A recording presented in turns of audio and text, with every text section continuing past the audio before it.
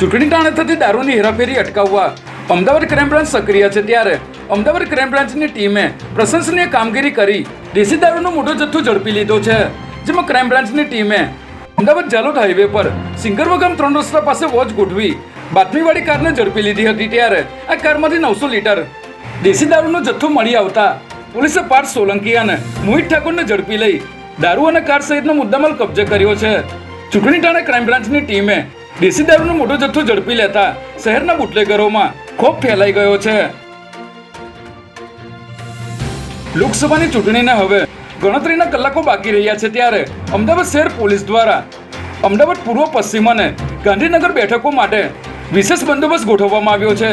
જેમાં પોલીસ દ્વારા 4132 મતદાન મથકમાંથી 931 બૂથને ક્રિટિકલની કેટેગરીમાં મૂકવામાં આવ્યા છે અને આ ઉપરાંત 57 flying surveillance team, static surveillance team સહિત 68 ચેકિંગ પોઈન્ટ ઊભા કરાયા છે. જેમાં અમદાવાદ પોલીસની સાથે આઈટીબીપી, બીએસએફ, સીઆઈએસએફ અને સીઆરપીએફ પણ તૈનાત રહેશે. આજે અમદાવાદના પૂર્વ વિસ્તારમાં ક્ષત્રિય સમાજ દ્વારા ભાજપ વિરુદ્ધ ધર્મ રથયાત્રા નીકળવામાં આવી છે.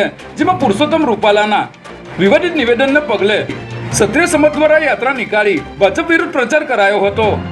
નરોડા ખોડિયાર ચોકથી શરૂ થયેલી આ યાત્રામાં 200 થી વધુ બાઇકો અને 50 થી વધુ ગાડીઓનો કાફલો જોડાયો હતો અને આ યાત્રા નરોડા, કૃષ્ણનગર, બાપુનગર અને ખોખરા થઈને વસ્ત્રાલ ખાતે પૂર્ણ કરવામાં આવશે.